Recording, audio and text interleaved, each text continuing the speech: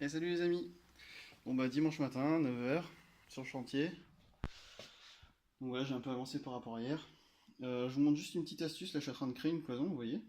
Donc pour l'instant je l'ai ancrée ici pour l'instant au plafond, pour avoir l'aplomb. Donc juste visser par au-dessus dans les rails de faux plafond là, tac. Juste pour la maintenir le temps d'eux. Et le problème c'est que le sol ici, hop,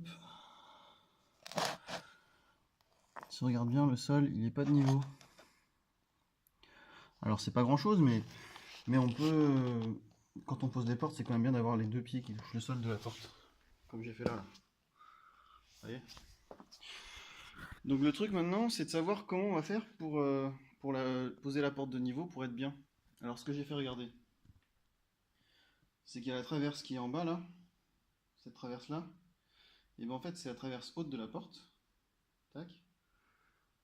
Donc j'ai retourné la porte, mais je l'ai retournée, elle devait être posée comme ça, je l'ai retournée comme ça, puis comme ça, ok. Donc je l'ai retournée dans les deux sens.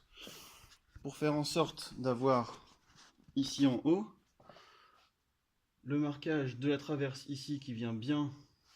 Une fois qu'on va la retourner, en fait on va la retourner comme ça, donc ce côté là sera bien ce côté entaillé, ok.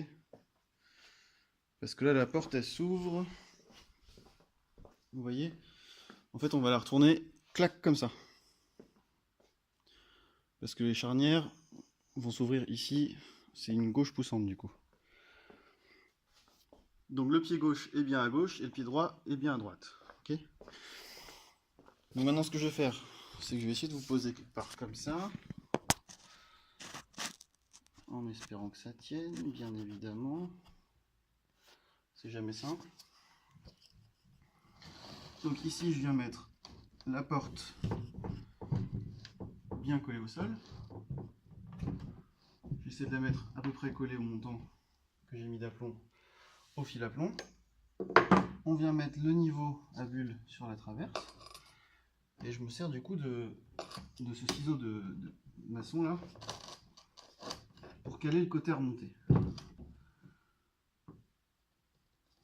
Je me mets le mieux possible. Et après je vais tracer en haut. Alors je vous montre pas tout de suite, je le trace parce que sinon je vais perdre mon point.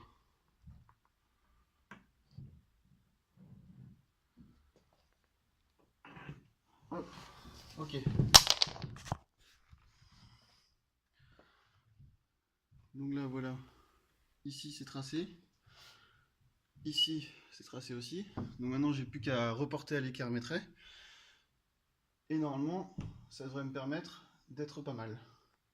Il faut juste que je rajoute en haut ici ce que j'ai calé en bas. En gros, vous voyez ce que je veux dire?